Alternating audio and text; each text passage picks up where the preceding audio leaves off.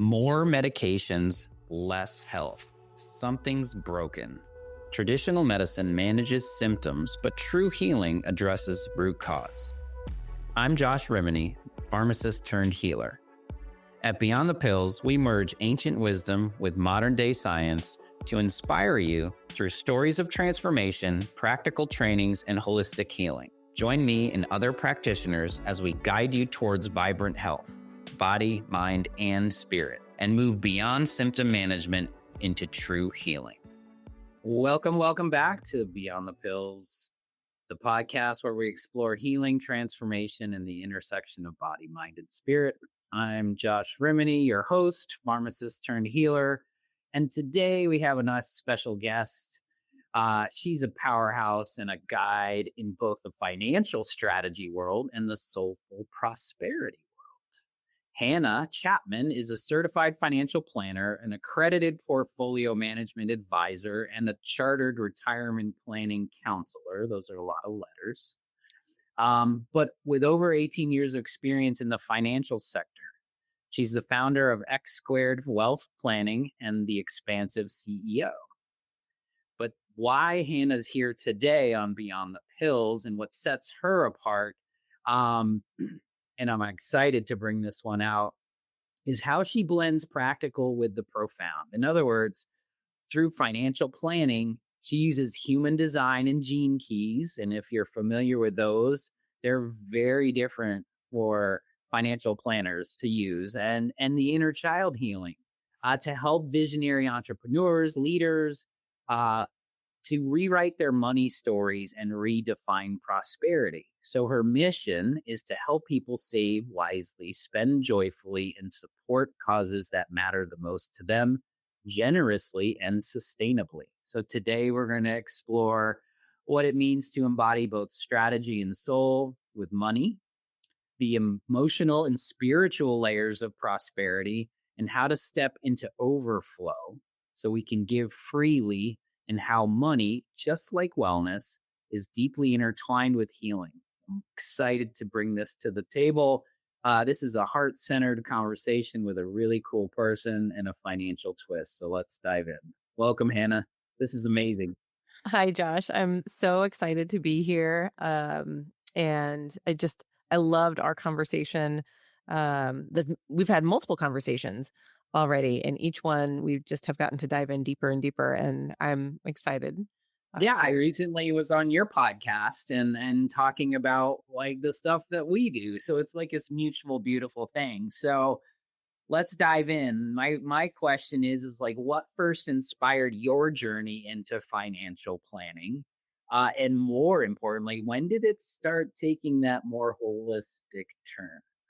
Oh, it's such a good question. So I like to kind of go back to the beginning when I answer this question, because my family, my parents were entrepreneurs. They were business owners, but they were kind of like what I would like to call blue collar business owners. They owned a repainting business in the Phoenix, Arizona area. So that means they painted people's homes inside, outside, and it literally gets to 120 degrees here in Phoenix. In the summer times, it's this hard work.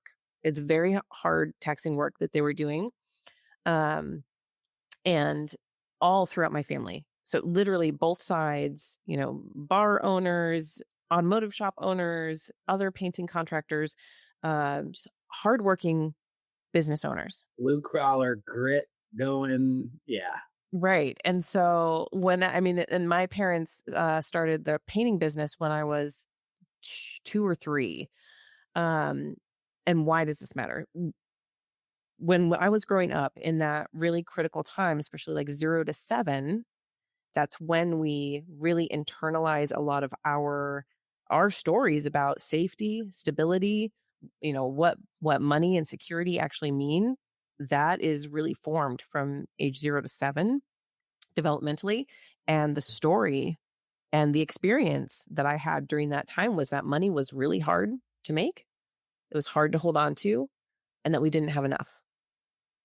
And the reason I go back to that point in time is because that experience as a small child catapulted me into being the way I internalized that was different from my brothers. I have 3 brothers.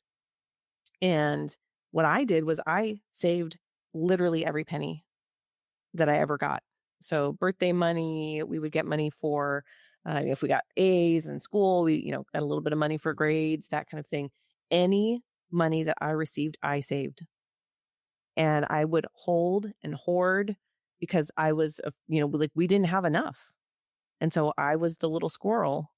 My favorite thing to do as a small child was to dump out any change we had, right? Like, you remember the big crayons? I think we had a big crayon and we had a 5-gallon water jug and like roll pennies. Yep. It was soothing. It was soothing to me to count money and to roll it up and to like have it and hold it and see it. And when I was little, my 2 dream jobs, one was to be a teacher and the other was to be a bank teller. Those were, if you asked me when I was, like between 5 and 10 years old, those were my dreams. Um, and then fast forward to college, I actually got a degree in flute performance. I went for music education originally. So I was on that track to be a teacher. Realized that I did not want to be in the like public school system whatsoever. I did not want to ever have to teach a child how to play the violin because that was not my thing. That's what music teachers have to do very often. Is teach what they're not good at. I was like, nope, don't want to do that. Switched to a performance degree. And then my first job out of college was working at a small bank. So, bank teller, dream job from when I was little, right? I got to count people's money. I got to help them open accounts. And what I realized immediately when I started working at that bank was I loved working with business owners. Mm. I loved helping them. Their situations were more complicated. We saw them a whole bunch, right? They would do their drops every day. And it was so fun to me to get to know the customers and to get to be a part of their business. And then my husband got into grad school. This was right after college. My husband got into grad school in a different state. And so we moved. And at that point, that was when I actually moved into financial planning. And part of it was because none of the banks would call me back. I couldn't get an interview. Um, who knows why? Like, truly, it's probably just fate at this point, because this is clearly this is where I'm supposed to be. So at that time, it was like, nope, you're not going to go work at Fifth Third or PNC. You're going to go work at Ameriprise. You're going to be a financial advisor. You're going to figure it out. So that was, when I was 23, I moved over to financial services, proper financial services rather than banking. Got fully licensed, all the things that I needed to do, and did not make it through that first process of you had to have 5 clients in 12 weeks in order to stay as an advisor on the platform. And I found out that I was really good. There's some human design reasons for this that I can weave into, which is super interesting. But I was able to get one new client. It was my mom. So thank you, Mom. She was my first and only client in that first 5 weeks. And other than that, I got a lot of meetings. I talked to a lot of people, but nothing was converting. Nothing was like turning into like, okay, we can like keep moving forward. And what I ended up doing after that first stretch, which was a lot of professional trauma, truly, but what it got me to was being a financial planning associate for a large practice. And at that point, so that was in 2008, 2007 is when I started. 2008 is when I moved to this other practice. And I was there for almost 13 years, learning, deepening, learning literally everything I could about financial planning, helping hundreds and thousands of different clients. And it really created the foundation for me to understand the industry, understand, how to do financial planning, understanding all the pieces that mattered. But what it didn't teach me was how important the emotional side of money was. That was not a thing. So what we would do all these beautiful plans. We would present them to the clients, and would notice is that like, oh, there are a lot of clients who can't implement these recommendations. So then you like meet with them 6 months later or 1 year later, and they haven't done hardly anything. Like, why not? Or they'll start to implement things and then everything falls apart and they don't know how to get back on track. Right. So there were like these things happening that I was like, it's not working. Why isn't it working? Um, and when I shifted, when I moved away from the practice I was with, when I launched X Squared Wealth Planning back in 2021, that's when I like feel like I cracked the code of, knowing. And I knew this before. I knew that I was really good at building relationships. I knew that I was a safe space. People would come into my office and cry all the time, right? Like it was a safe place for them to actually express what they were worried about, what their fears were. And they hadn't ever had that experience before with an advisor, of being able to truly be seen, truly ask questions, truly be listened to. And so I knew that was important. I knew that was needed. And it was when I really like dove into it on my own that I got to really understand how important the emotional aspect, the emotional connection we have with money is, and to almost start the conversation from there rather than just what do you have? What do you want to create? How do you save enough dollars every month to get there? Like, that is so basic. It is so not helpful when that's all you do. Well, it's the analytical side, right? It's like there's the I just had this thought, right? This thought was that's what I do with wellness with people. It's like if you want to lose weight, you could give them a weight loss program. It's easy. It's just not hard. It's analytical. I can reverse diabetes in most people in 10 weeks. Like, it's not difficult. But that emotional relationship with food is Yep. the preventer for all of it to happen. And and I'm just thinking of some of my experiences with the financial people, and in that cold analytical only perspective is what you get. It's like, how much do you want when you retire? What's your living arrangement today? What would you like it to be? It's like all these little check boxes, and then you got to do this and you have to invest this, and then there's the question of what's your tolerance to risk, right? Yeah. Which is really asking what's your emotional tie to the ups and downs. But more importantly, what you were saying, it's like I just equated the same thing. It's like I can't I can't I can't work with a patient until I go upstream.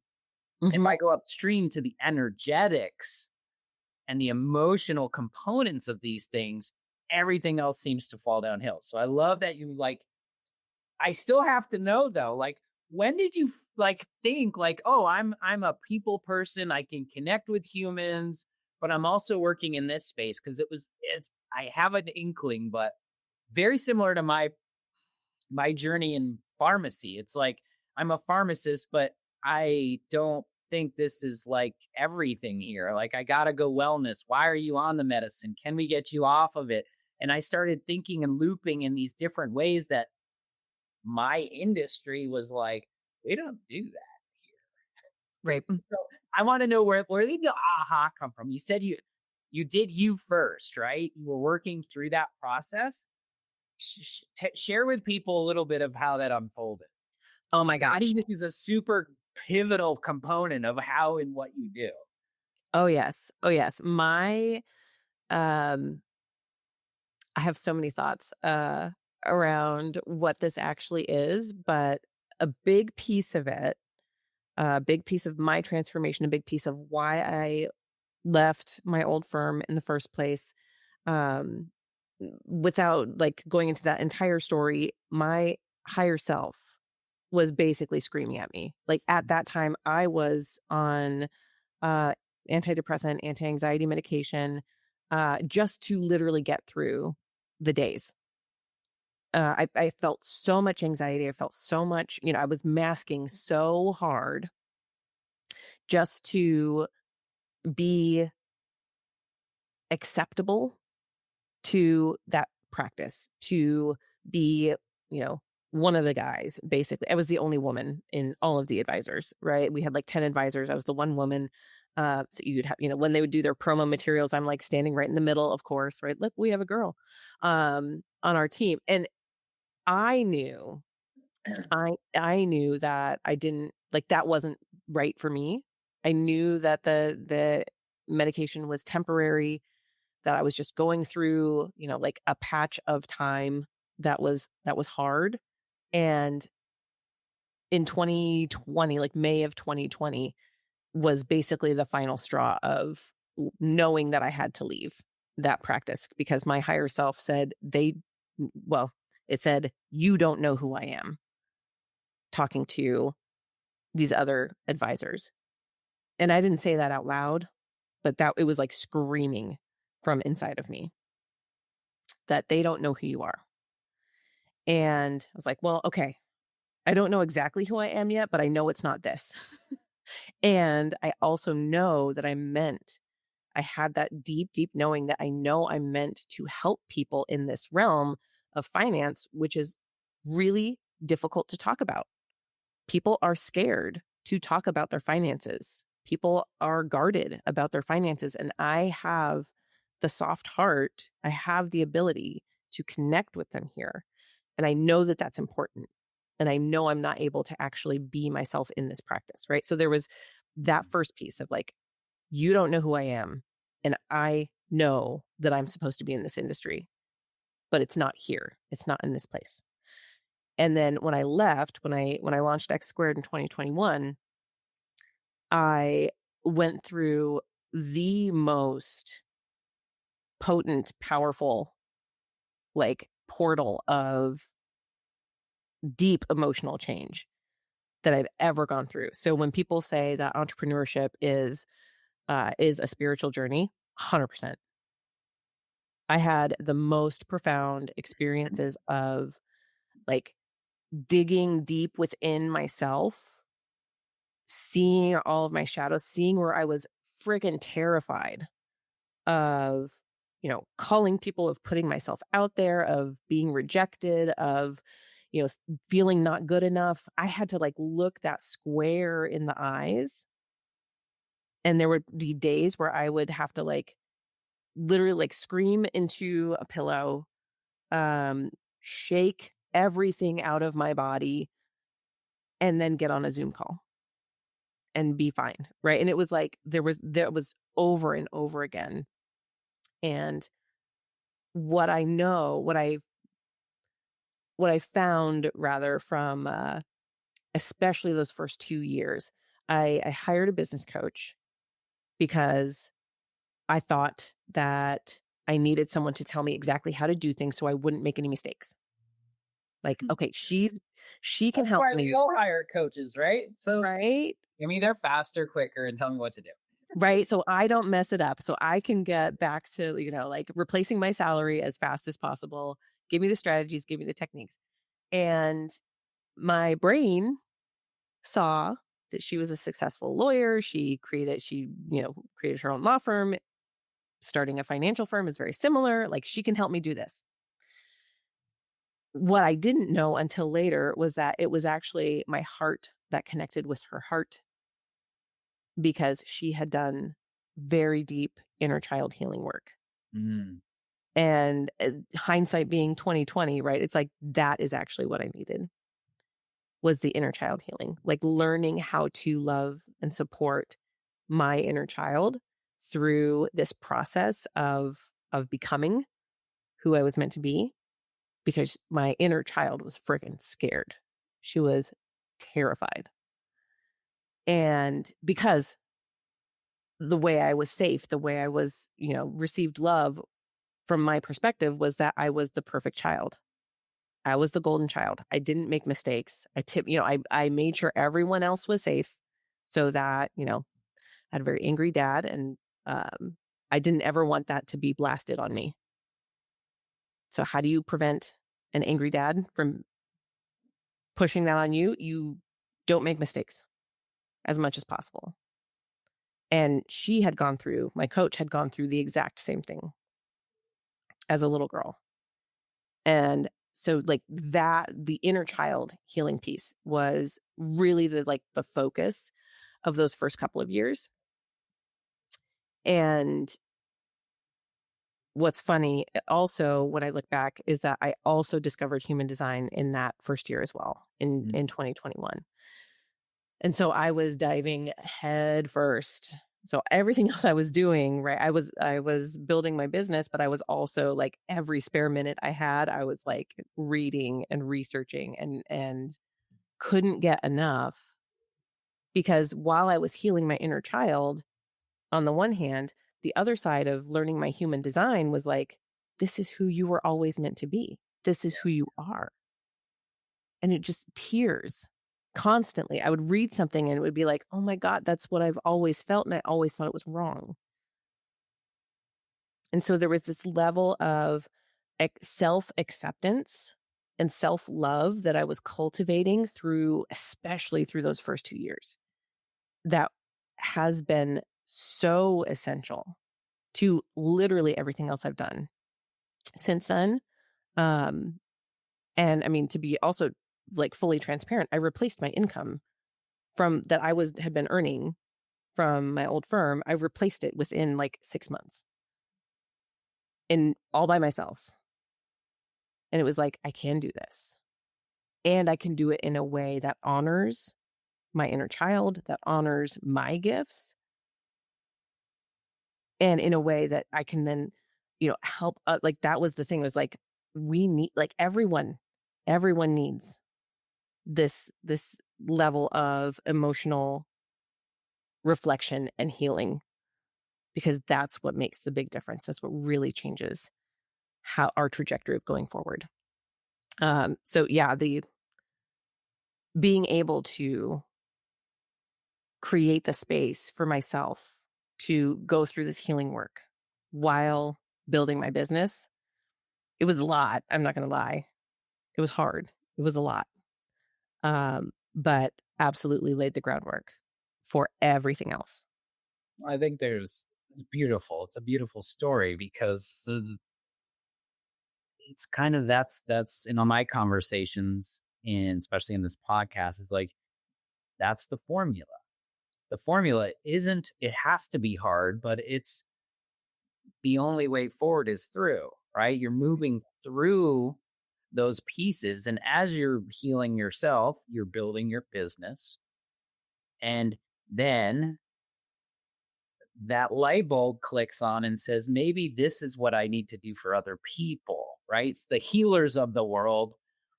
Some people are okay. They heal themselves. They go on in their business. They do their thing, right? And then there's some people like you, like me, who, it's that wounded healer's journey, right? We're bringing ourselves through healing. We get to a certain, not like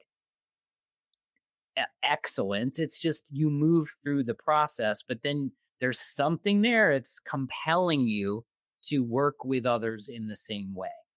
And of course, you can't do you and like learn gene keys and human design and go, okay, let's go do that with you now. It's like, no, you got to have some experience. So we understand this, right? You don't become a financial certified planner just because you like money, right? Like you got to go through the experience of the training. And I think a lot of wellness and healing modalities there's a little bit of discovery in that process, because I'm a pharmacist, but you don't go to healer school, right? You figure some things out and then through your own process. Like I love the shamanic work and all those other things that I've learned over the past years, because it is part of me. And then I've done sort of that same places. Like I went back in my human design. I went back and I went deep diving, because gene keys are a little more analytical, a little more me. Like, and so I want to talk a little bit about that, because as soon as you were introduced to me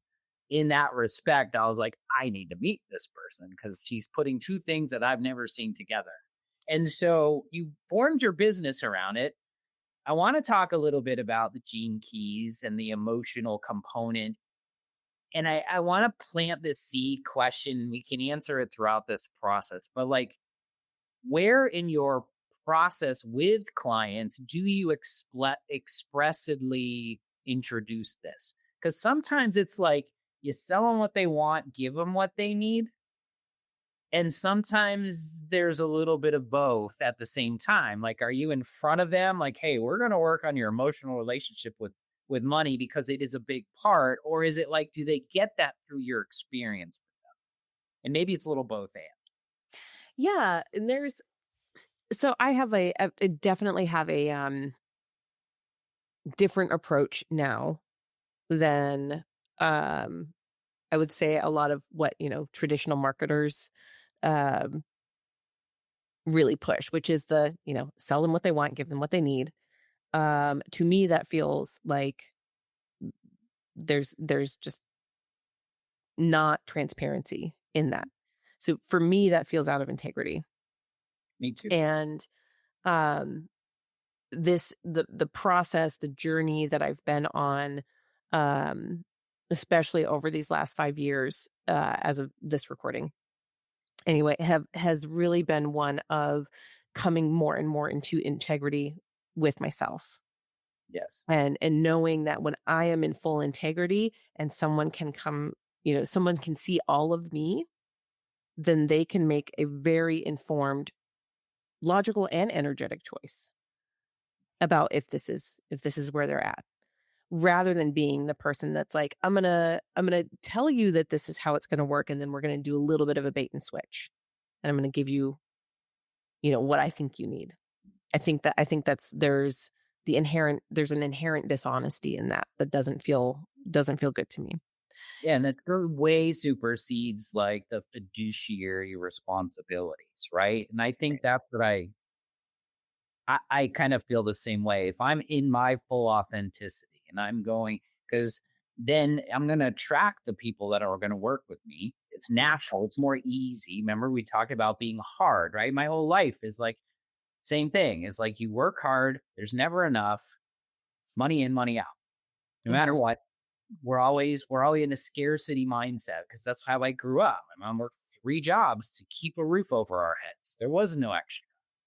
Yeah. And so I learned through my programming the same things. And so I'm in the process of redefining my definition of abundance and prosperity because I don't have this beautiful, money's easy. I know entrepreneurs, it's like they can just print it with like a wink. They're like, oh, I just made another million. It's like, I don't even understand what that means. It's like some of those things. So you worked your own gene keys in human design and it just naturally fell into this place. And now you're thinking like, maybe I should use this thing or how'd it go? Yeah, not quite. And you bring up such a good point, and I wanted to circle back to that too, is that again, that programming I had of money is hard to hold on, it's hard to make, it's hard to hold on to, there's not enough.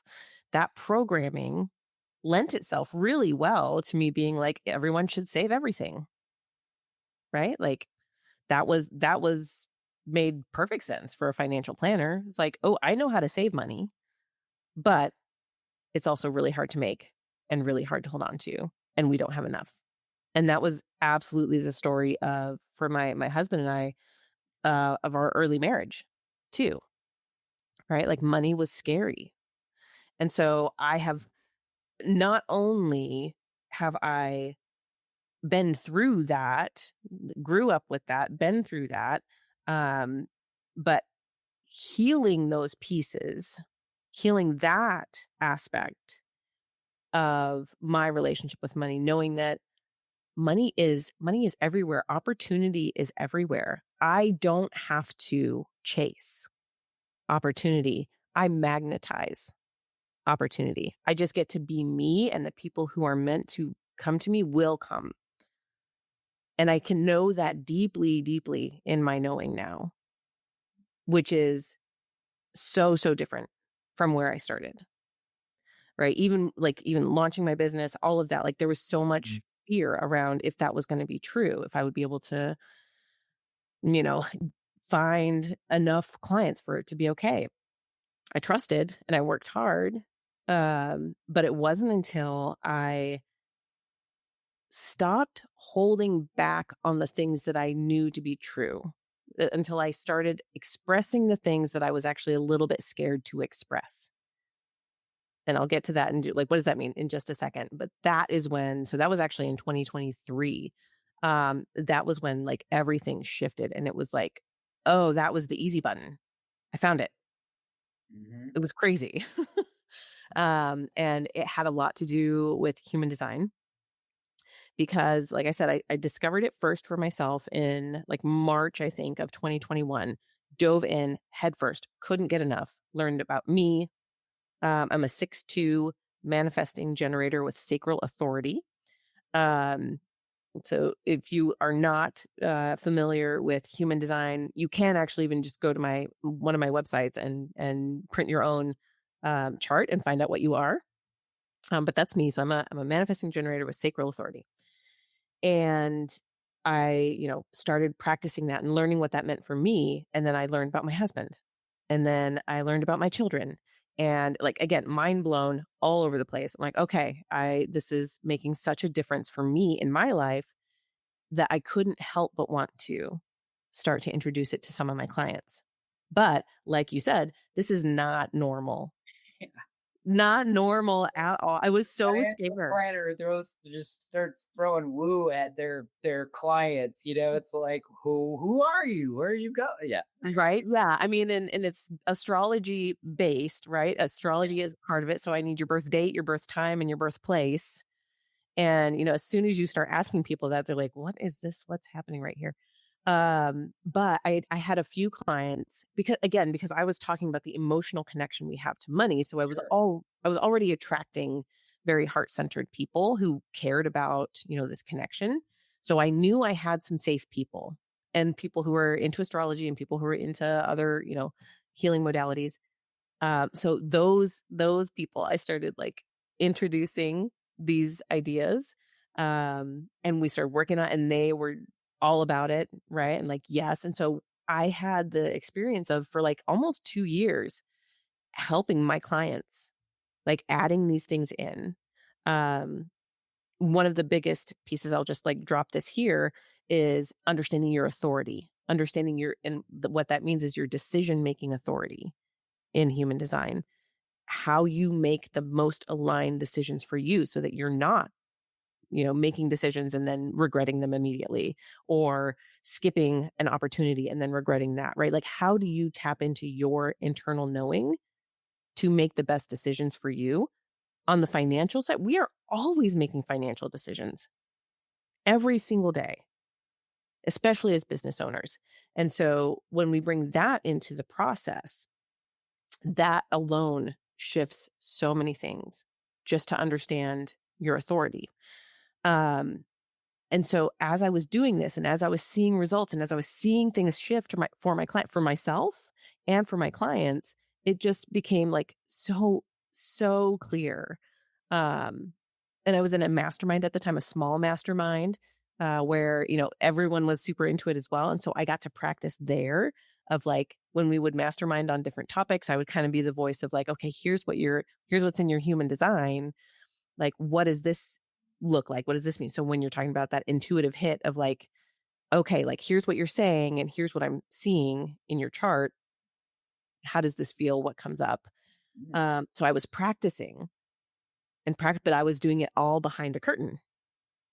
I wasn't telling anyone, right? All of my front facing marketing was still the emotional connection we have to our money. And it was like burning on my heart that I needed to share these other aspects of human design along with the financial side.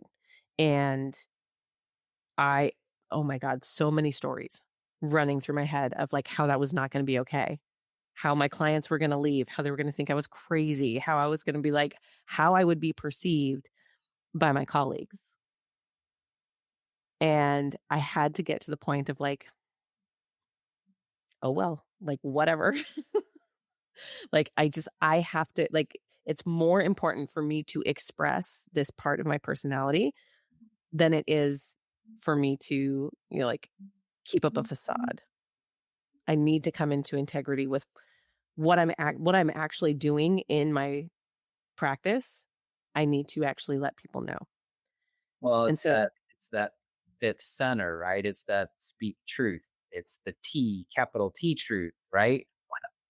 We're in such alignment because it's the same thing for me. Is like the pharmacist, he's talking about wellness. Am I going to be perceived as a quack in my own industry? It's like you're talking about getting off medicine. What's wrong with you? Like all those stories in your head, And then I think right around that same time, like last couple of years, especially, I just gave it all up. I said, you know what? I'm just going all in. That doesn't mean I'm wrong or right. It just means I'm going to align with the people that resonate with what my message is. The podcast, getting on the stages and not really giving a crap about what other people think, but in a positive light, not in a negative light. Because there's sometimes you can get negative with this, right? It's the anti whatever, right? right. Yeah. The rebellion. When I went through that process, and it's everyone's journey, right? It's everyone's evolution to move through those stages. And so I did this same thing. And I looked at my human design after the fact of some of these growth things.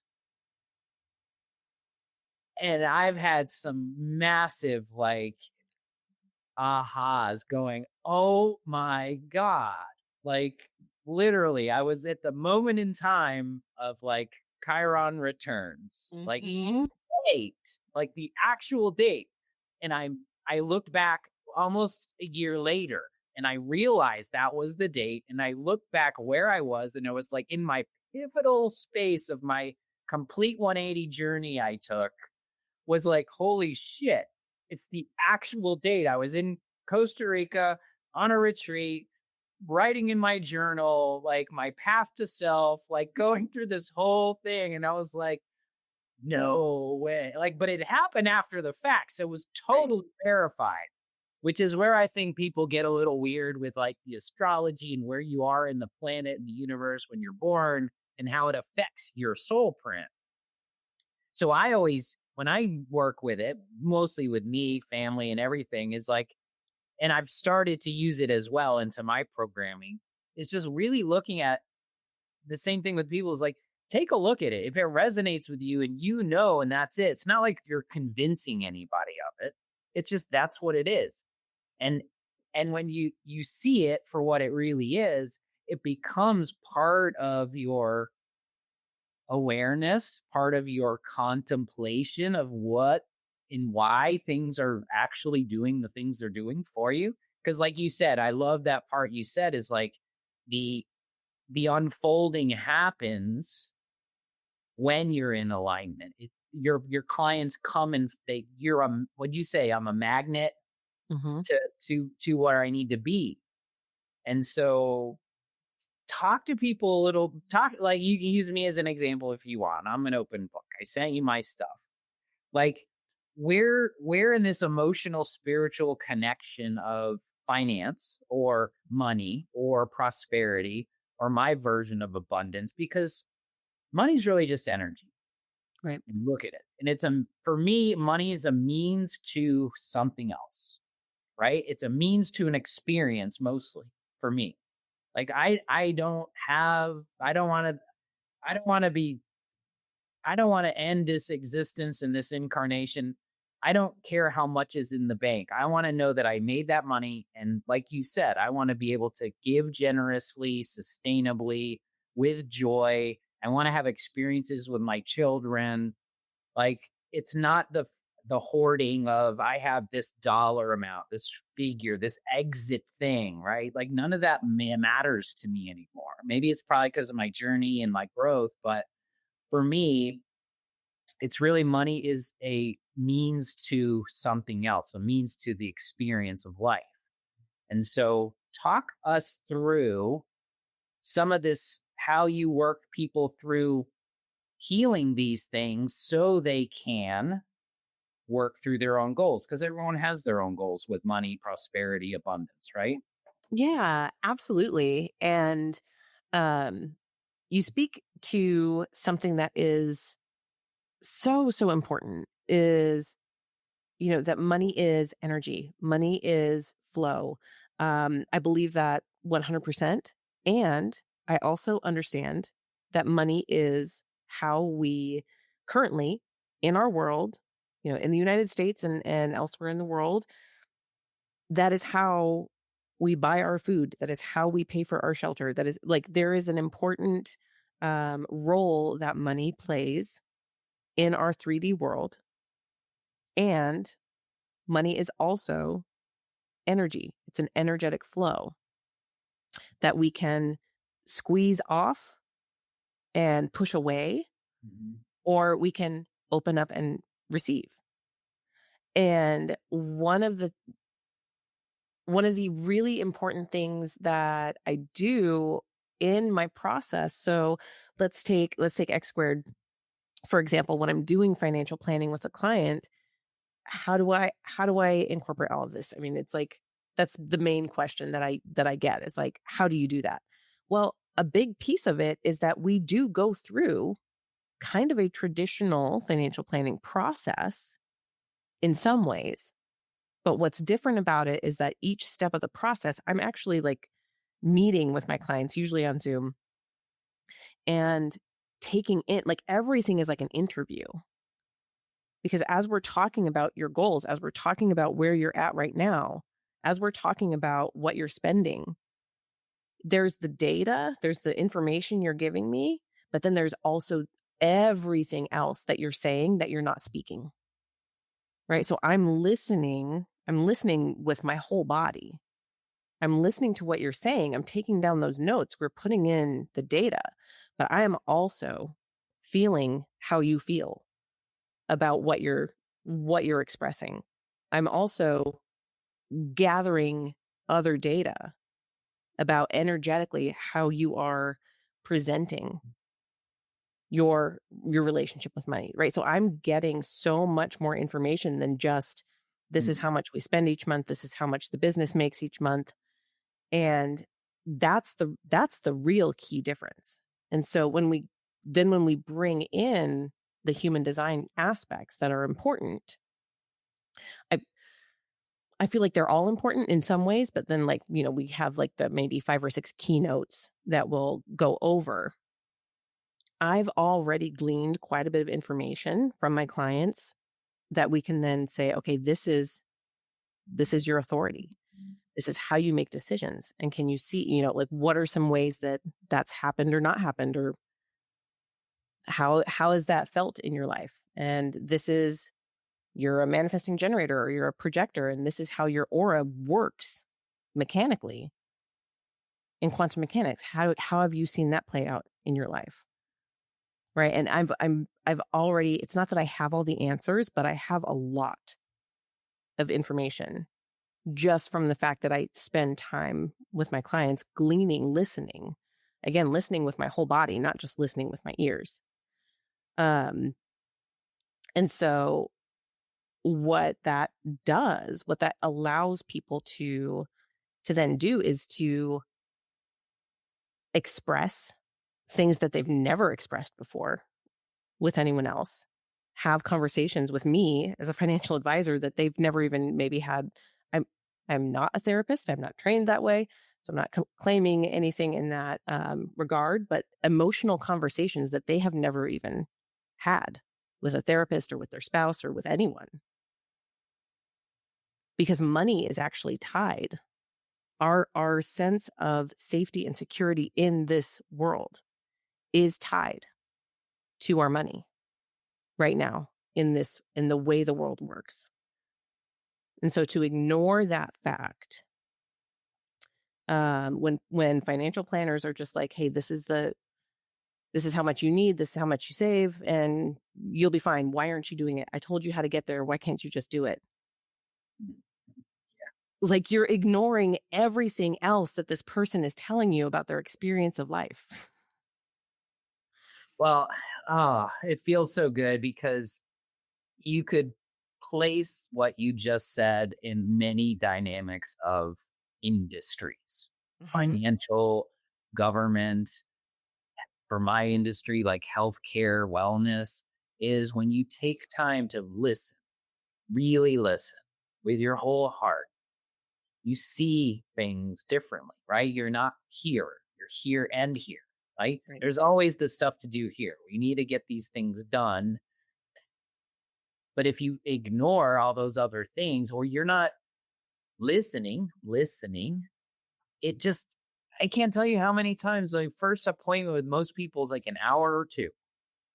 And they're like, just the fact that I'm listening to their story for that period of time where I'm not, on a phone or an iPad jotting notes, like none of that. Like I'm literally intently listening.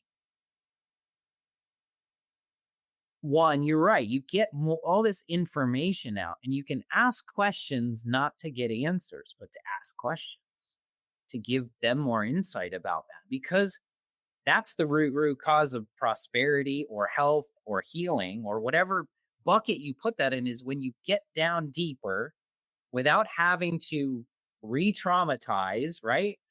Right. You actually get your job done faster. They get their outcomes quicker. It's like the part that the intangibles of our most people today, right? They want whatever they want, but then if you dig a little deeper and they kind of go in with you, then it makes all the difference in the world to me. And I just love how you've done this in this way, because it's so encouraging for me, because you don't see this in these sectors in the norm. And I feel like this is where humanity really is moving. We're moving to be intuitive healers, intuitive financial planners, intuitive healthcare workers, where because the AI component is easy. Like AI is going to figure out the analytical faster, easier, quicker. Like there's a part there, right? It's not going to replace us. The human component, the human equation is we're still relearning what we forgot, which is getting into that space. And how cool is it that like you got there in this way? Because this is what we talked about earlier, is like, it's both. It's not this, it's not this, it's both. I do this, you do this. And this is where we are moving with not just our profession, but how we interact and relate. And I love that. It's just a beautiful thing. I wanted to pause to honor it, but to also just like, how cool is that, where you can go to these places where there are people moving and bridging the gaps here. This wasn't, and I just like, I've been on these podcasts and these stories and seminars, like 10 to 20 years from now, this is the norm, right? Oh my This is gosh. what we're doing. Yes. So, Absolutely. And it's really freaking hard, because guess what? You're one of the pioneers in this space, and you don't have a lot to relate to. And a lot of people don't understand it. So I expect and probably understand, like, sometimes it's a difficult client journey too, because there's a process of discovery in all of this as well. I mean, oh my gosh. That's the whole part of it that I had to trust, though, is that the people who are ready will find me. The Yes. people who are meant for me will be there. That was and another big piece of the financial industry right now is like the overarching scarcity, right? That there's not enough, that we have to help you figure out how to have enough, that you have to hit a certain number and then you'll be okay. But if something goes wrong, then it still might not be enough, right? There's this scarcity is baked in to the formula right now. And that goes, even for clients, even in most, financial advisory practices, right? It's like, you can't compete, or everything is a competition. And if you leave, if you leave this firm to go somewhere else, you can't take your clients with you. You can't, all of these attitudes around even building your business. If everything is scarcity, if there's not enough clients, if you get this client, then I don't get that client. And, like all of those things, that is, again, baked in to your experience of prosperity, of is there enough? Is it going to be okay? And so I had to, part of my journey, part of that healing was to realize that, I mean, I couldn't work with everyone that that I come across if I wanted to. I'm one person, right? I don't need a million clients, but there are millions and millions and millions of clients who want and will benefit from this type of work. So what does that actually mean? That actually means that I just need to keep being me. I keep doing what's unique and incredible, and that I'm, my inherent genius. I keep being me. And then it inspires other advisors. It inspires the industry to say, hey, what are you doing? How are you doing that? Why are your clients getting such good results? Why do you have such good client retention? Why are you able to do all of these things and bring them, help be part of the tide that's like raising the tide for everyone, so that there are then more advisors who are working this way who can help more clients, right? So we see it as, or I see it as, there is no competition. And I actually need more allies. I need more friends to be doing this with. And I know that they're out there. I know the advisors are out there who are craving, who have this same heart to like truly, truly help clients. And I want to meet them. And I want you to come help. I want you to be in this with me, right? Because there's so many people who need it. There is no competition. I've said the same. It's so like you can just place this and put it in these other categories. Like, that's when there's resonance, right? Mm-hmm. It's like I've been saying this for years. Like, there is no competition in wellness. The world needs healing. Yeah. Right. So I've been trying to teach an army of pharmacists to do the same thing. And I've been doing it in some respects, in some ways. And then also there's the other side of that is some people aren't ready, right? Like you say, you that's what I think the shift is. The shift is like when you let go of that expectation that everybody needs this, right? It's like, no, some people aren't in their evolutionary space in order to get to this place where they're going to be receptive or energetically aligned. So you and I are kind of like, we had to figure it out too, right? Like you can't just speak at the top of the world and go, everybody come. Like, it's just like, no, there's certain people that are going to get it. There's certain pharmacists. It's building, the flywheel's moving, right? The financial world is thinking about these things in different ways because humanity is thinking of this in different ways. We're moving into the heart. We're moving into this space. So you work with people, right? I know that you attract the right people, but who is that ideal client that comes in the door and finds you? Is it someone that's kind of on that mountain of life and they're kind of moving in that second phase and they're thinking about it and they just want alignment in the financial well-being component of their lives? What's really, really important for me is that I can meet people where they're at in quite a few different ways. And so is that one of my demographics? 100%. Absolutely. People who have assets, who have accumulated a lot of money, who feel this is actually a really big one that's on my heart right now. People who have accumulated money who are terrified of losing it. Because that is, I don't have statistics, but from my personal experience as an advisor for the last almost 20 years, or in this industry for the last almost 20 years, is that certainly more than half, maybe even 3/4 of the clients that I've ever met that have accumulated wealth are terrified of losing it because it was built in scarcity, because it was built in that sense of like, I have to put this away for a rainy day. I have to be, I have to have enough. It has to hit a certain level, right? So there is fear. And what I've learned in all of my journeying, and we have a lot of resonance in that space too, right? A big piece of my healing was first an ayahuasca journey and then MDMA journey and quite a few others that have been facilitated. And helped me see myself more clearly and see my purpose and my what I'm here to do more clearly. And one of those pieces is to help heal and transmute that fear. Because what was built in fear has to be reknown before it can be deployed in love.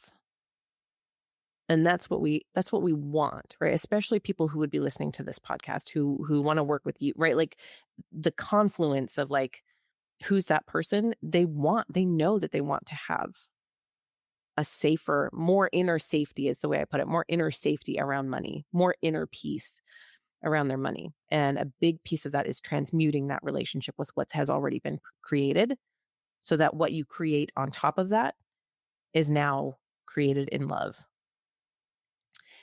And there's the 3D component to that of how do we manage that? How do we make good financial decisions around that? And then there's the energetic and emotional component around that, right? So that's huge. The other way, the other person that I work with is the person who is building, right? Who has their business is going great. They're making more income than they've ever made before, but maybe they actually used most of their retirement money to get to where they're at. Right? So Yeah. common. So common. I'm just listening, not seeing. I'm like, yes. Because entrepreneurs, what's the best investment is your business. There's a better return always. Bet But on there's yourself. always at when that changes, right? When the investments need to start folding because there is that overflow and abundance. Exactly. I think I'm just blew up mine and building again, but like I love that. Tell me a little more. Like tell me more about like where you hit that piece and why it's so important. I want to know a couple like I'm curious is like using this newfound beautiful process you've taken. I also want to know like what are the outcomes you're seeing through this process? Yeah, such good questions. So for on that side, for someone who's building and rebuilding back from, having invested in yourself to create something new, to create impact in a new way, right? Like that is beautiful. And there comes a point for most entrepreneurs where they're like, I also really want to see it in the bank account. Yes. Right. I know that I'm making an impact. I can see what's happening. I see that I'm, the revenue is good, but I'm not feeling it on a regular basis. And there's an incongruence. It's when there's, like anytime there is a disconnect, we'll say, between where you feel like you quote unquote should be at any given time, there's a money story there. There's absolutely, and there's probably multiple money stories under there of where should I be? Why aren't I there? I see this, in the P&L statement, but I don't see it in my bank account, right? And so what do? We look at those things. We look at everything for what it is first. So we take a really good look at the P&L. We take a really good look at what you're spending. We take a really good look at all the real world details. And then we see where the roadblocks are of where you're not seeing yourself clearly, where you're not seeing your own impact clearly, where you're not aware of the money stories that have come before that are still playing out now. Because sometimes all it takes is like a tiny tweak. Mm. It's, truly like that's usually what it is with my clients is, there's the combination of, okay, what's happening? How does the P&L look? How are you feeling about that? What's coming up? What challenges are happening? And then, all right, then the intuitive, again, I'm listening with my whole body, the intuitive piece of like, okay, this feels like this is actually coming from this piece, either this money story or this part of your human design or this part of your gene keys. There's a shadow that's coming up that feels like it's playing out again. And so we dive into that and then see if there's, okay, so that gives you right now you're in the shadow of, we'll say, I don't think this is one of yours, but maybe the shadow of entropy. Mhm. You're stuck. You're in inertia. You're not moving on this thing. Why? Right? Let's explore that, because that's actually maybe the small key that's going to swing the big door. Yeah. Or the little push that's going to open the door. And I mean, the best, what am I seeing with clients? Gosh, this year there have just been some really, really cool things that have been happening. I have one client right now who's worked really, really hard for several years. And she's a lawyer, she's working on a huge case, and just it's finally settling for millions of dollars. And she has never had that much money before, ever. She's never had savings because she's been building the business, right? And this has been the windfall that she's been waiting for. But basically, like, trying to figure out, like, dealing with all the money stories. So we dealt with money stories for 2 years of, like, what's coming up, how do I heal it, how do I move through it, and how do I keep going? And now the windfall is here, almost. And now the other half of the money stories, the fear of, like, what do I do with all this money? How do I, like, Play. It's right? it's the piece that I've been playing with. And I want to get this because this is a perfect moment right here in this story is people that have chased their whole lives and get what they've been chasing never get, maybe it's just me, but I doubt it. It's everyone because you're so consumed with the chase. It's like the dog that chases the bumper of the car. What happens when they grab it? There's a whole different story that just starts that says, where's the willingness to receive? Right. Big piece for me.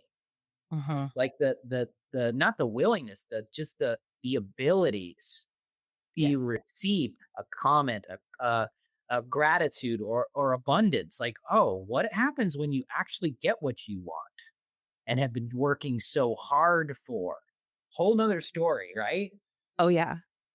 Oh yeah. And 'Cause it's we don't think about that. We get to this place where I gotta work so hard to get to this. Oh my God, it happened. What now? It's like it blows you up. You're like, holy shit, I have no idea what I'm doing yes, and then there's right now. Like, hey, I'm in full abundance or full alignment. Everything's happening. The manifesting is happening out of the generator side of me. And then all of a sudden it's like, now I have a whole new story of life. And I never, ever, ever, ever contemplated that piece. mm-hmm. How do you not sabotage it? Right? Because that's what we then do. It's like, oop, now I'm out of my norm, and I need to do something consciously or unconsciously to get back to my norm. Do you think that's what happens with people when they win the lottery? 100%. The statistical average for someone who receives a windfall, lottery, inheritance, or otherwise. Like, yeah. Yeah, any windfall, the statistical average for that person to be back at zero is 3 years. Well, you could put that in professional athletes, like they get the big contracts. Yes, literally. That's one of your avatars, I think, is like, hey, what do you do when you get this big thing? Let's keep it. Not just like spend it wisely. There's an energetics to all of that. The sabotage. Yes, absolutely. Absolutely. And so to know that again, this is actually, you're getting into a point that I have a beef with behavioral finance with a little bit. Behavioral finance is beautiful. It's very important. I think it's awesome to have studied and understand, the psychology of money. And the psychology of money is very important. But that also does is it puts people in categories. And when you tell someone, oh, well, you're just, doing the same thing that everyone does in this, or that 70% of people do in this case, as soon as you tell that to someone, they shut down. And they're like, well, that's not my situation, is clearly different and unique. Mhm. And they're right? Like, that's the thing is like, okay, so you can have that knowledge in the back of your head. Yes, most lottery winners, windfall receivers will be back at zero within 3 years. That's the statistical truth. But it doesn't have to be that way if you're given the tools, not only to know, okay, what are the wise ways to invest this, to save it, to put it away for the future, right? Like that's all a part of it. But this entire conversation, what we're talking about is then what's the energetic underneath that still? If the energetic is still, I'm terrified that I'm going to mess this up, that's always going to carry with you until you heal that. Well, it's just like a relationship, right? It's like if you don't heal the wound, the mirror will come up each time. It's going to come to the next relationship until you get underneath your part. Right. Love how we're dealing with this in the financial world. You got that little left time. I want to talk about, and thank you. This has been amazing. You have a group mastermind launching soon. Is it for therapists to heal their money stories? Like, tell us a little bit about it. What inspired you, and what do you hope to create out of this? So super interesting what's happening with that at the moment. So because transparently, we haven't had anyone say yes so far. Because therapists, we've actually done so the person I've partnered with there, his name is Dr. Stephen Ingram, such a beautiful human. Such a good heart, such a good example of someone who also listens with everything. Like, he's such a good listener and such a good question asker. And he's also a supervisor he's a therapist supervisor as well. And so if you're in the therapy world, especially newer therapists are required to have a supervisor who helps them become better at their practice. And so one of the things that he's so gifted at is leading process groups of helping people and helping therapists like examine their own stuff, but not in a way that points it out, in a way that, because and this is one of the reasons we align really well, is that he's like, I don't want to ask a lot of questions that get people back up into their head. I want to keep them feeling. I want to keep them in the emotion. Yeah. So that it can process and they can see if I ask too many questions that they then interrupt the feeling process, then I've messed up. And we've actually had the privilege of doing this workshop, doing, the money story workshop where, I take a group through an inner child guided meditation, and it brings up a lot of stuff that needs to be processed. And then we guide that processing. And so from those experiences that we've had together and seen how powerful they are, and heard the feedback of how transformational even just one experience was of that, we wanted to create a container where we can actually like dive into that and actually help the other helpers heal their money stories, because that's how we create the ripple, right? It's like when I do it with one client one-on-one, that's beautiful and that's important. But if we heal the healers, they then have full practices, right? They're helping hundreds of others. And so that's the going upstream piece, right? Like going to the people that are also, that their heart is for helping others. And what's so interesting with my energy, again, I'm a manifesting generator, and manifesting generators, you are too, Josh. Yeah. We're able to pivot when things aren't quite, like when you put something out there and you give it a test, we are quicker at the pivot to be like, okay, that was a full yes, and now there's something about it that's not quite the full yes anymore. Where's my full yes again? And we can energetically shift things. And I literally was just thinking about this maybe a day or two ago, like, what's not hitting? What's not hitting there? And the thought came up that I think it's meant to be more open. It's not meant to be just for this one vertical. But So when you said heal the healers, because my retreat is called Heal the Healers. oh my gosh, of course it is. Well, it's because the same thing. It's the ripple effect. Mm-hmm. And I was having this literal conversation. I want to talk to you offline about it because one of my meditation teachers and healer friends, he's a co-facilitator in my retreats that I hold in Costa Rica, is we were both having this process with like money and abundance and like this, like, because a lot of the energetics and the spiritual people, like, we don't have this a grab with money itself, but what could we do if we had abundance? We could help so many more people, like that ripple effect. So, and I think a lot of healers, there's this stigma around healers shouldn't make any money. Oh, yes.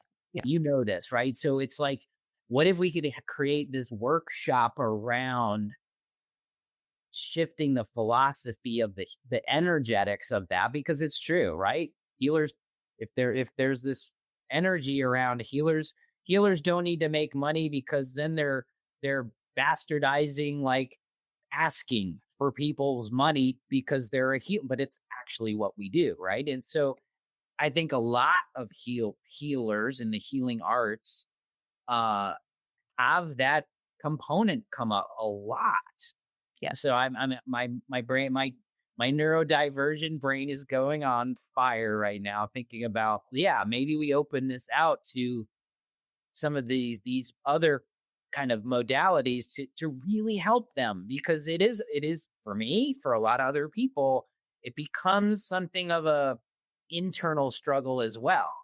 Like if I make a lot of money so I can help more people, but people are going to see me as a business person, not is that all that stuff's interplaying and intertwining with it. So I think we should definitely have a powwow around that a little bit.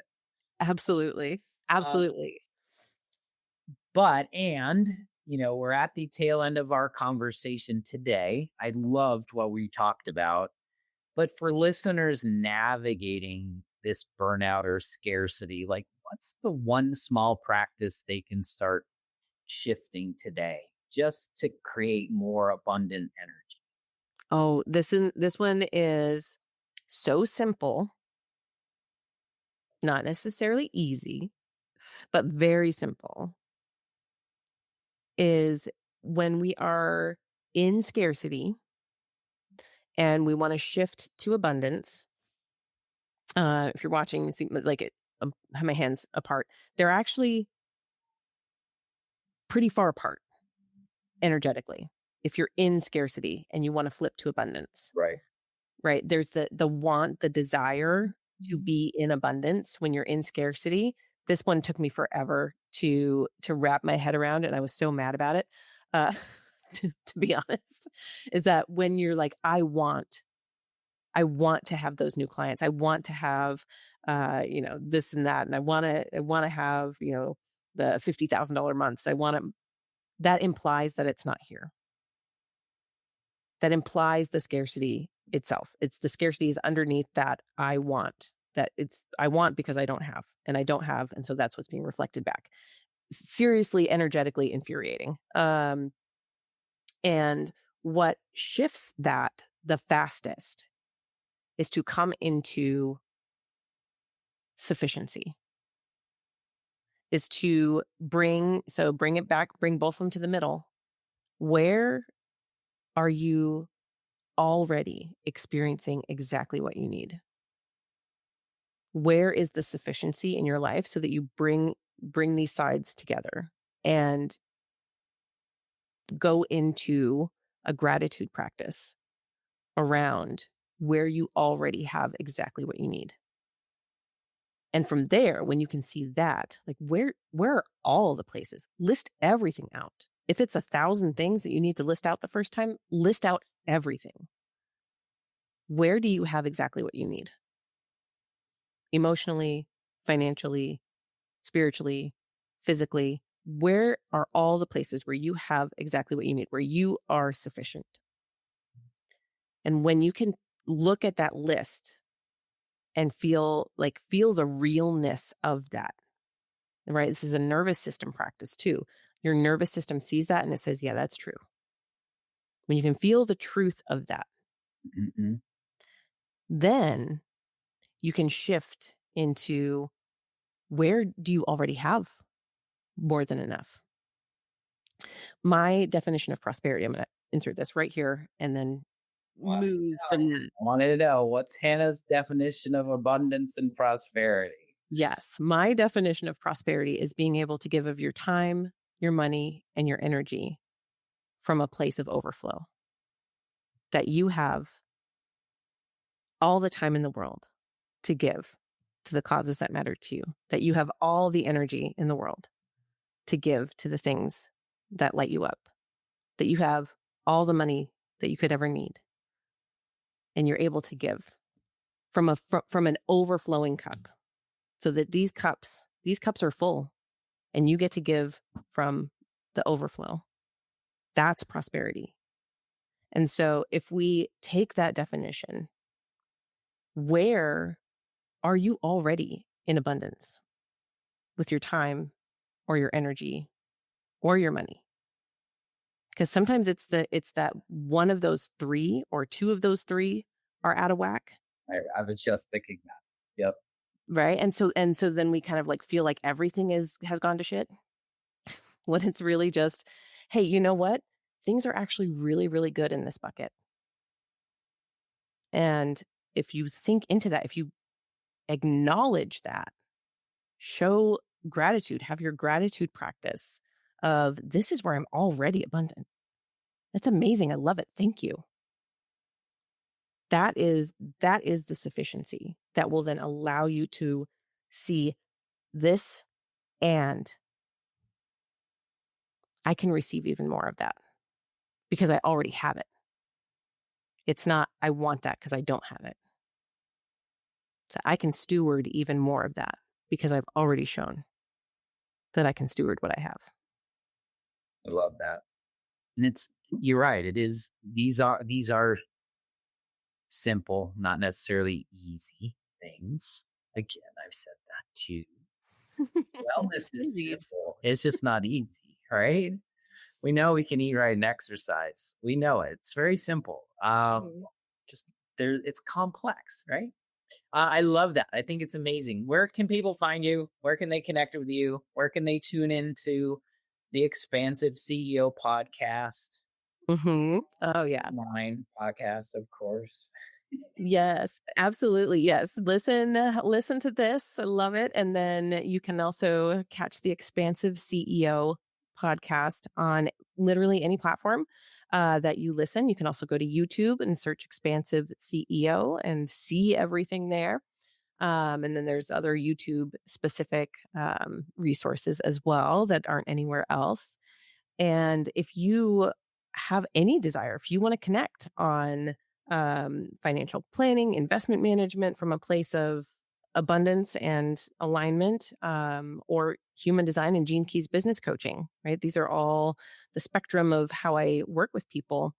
You can actually go to hannahrchapman.com is the easiest way, because then that will funnel. You can go to X Squared Wealth Planning and Expansive CEO straight from that website. So that's the easiest. You can also get to the podcast from there. So hannahrchapman.com, Hannah with 2 N's, 2 A's, and 2 H's. It's the correct way.